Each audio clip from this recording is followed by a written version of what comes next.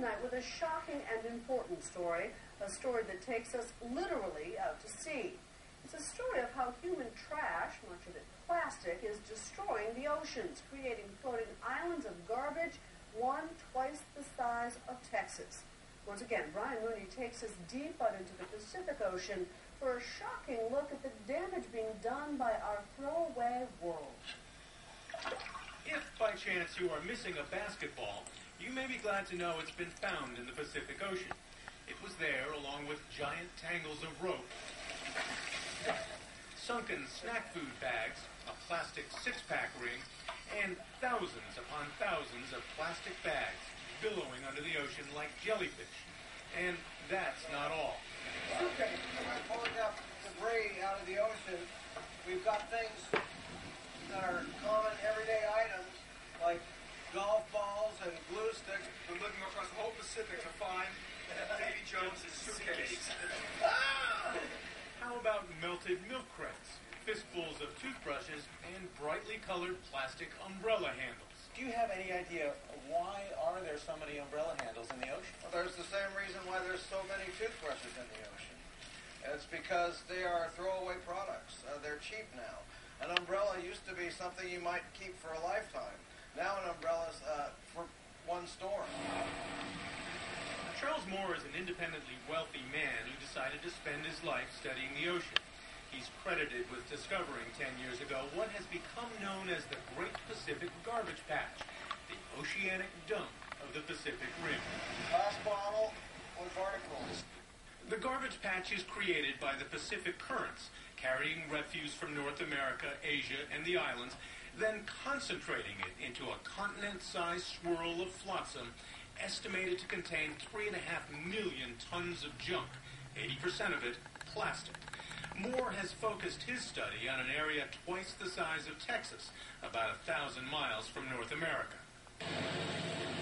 Sailing his research catamaran Algida, Moore and the small crew drag a trawling device through the garbage patch to study the content of ocean water. And what they find, he describes as a plastic soup, more plastic in some waters than plankton, the basic food organism of the ocean.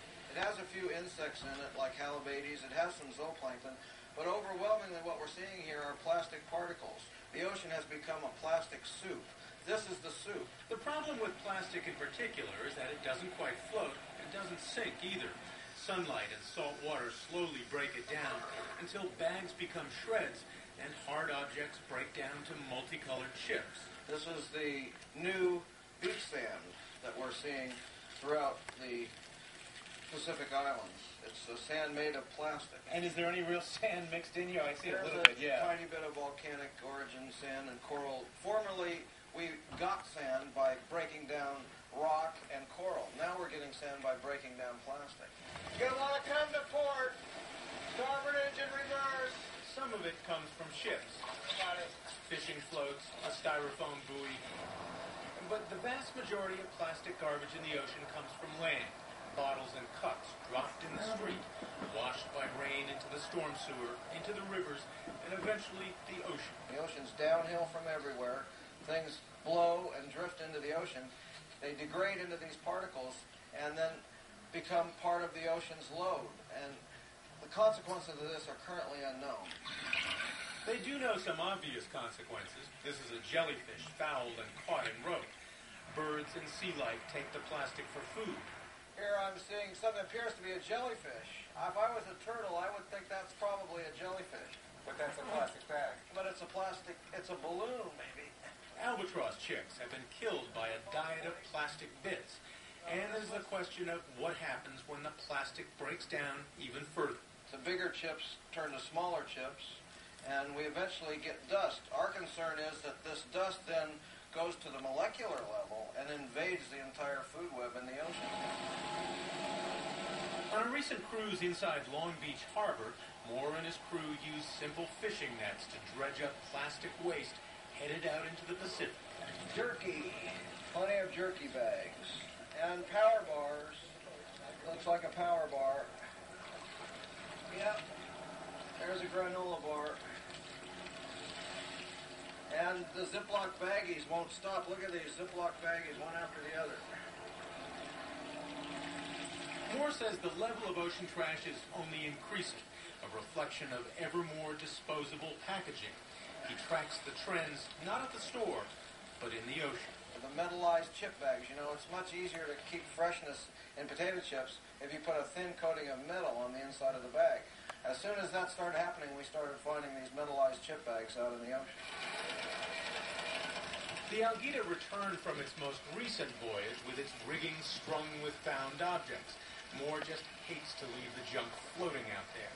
This is stuff that was collected by Captain Moore and the crew. He turns his findings over to the Sea Lab in Redondo Beach, which analyzes the content and concentration of plastic in the water. No matter whether you're studying the surface, 10 meters, 30-meter samples, or 100-meter samples, every sample that we've looked at in the Pacific Ocean has had plastic in it. It's all suspended through the depth of the water. Correct. They even find what are called nurdles, pellets of unmanufactured plastic Another pre-production plastic pellet. spilled on factory lots and railway sidings, washed to the ocean. The levels are increasing. The amount of packaging is increasing. The throwaway concept of living is proliferating, and it's showing up in the ocean. He offers no hope of cleaning it up.